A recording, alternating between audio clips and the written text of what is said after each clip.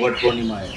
महिलांसाठी हा भाविक क्षण असतो. मला सुद्धा माहिती आहे आपल्या मुंबईतल्या महिलांना टाईम मिळत नाही वडाच्या झाडाखाली जायचं. इकडे वडसुद्धा नाही मुंबईमध्ये. तर तुम्ही काय करता, वडाच्या फांद्यावर तोडता. तर प्लीज असं करू नका.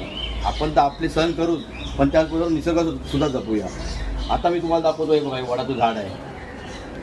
हे वडाचं झाड बघा, हे अख्खं वडाचं झाड आहे.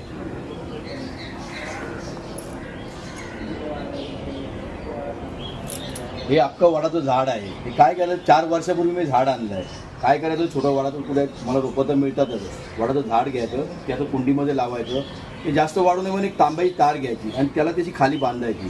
त्यामुळे काय होतं, वडाचं झाडसुद्धा होतं. मग तुम्हाला फांदी फोडायची सुद्धा गरज नाही.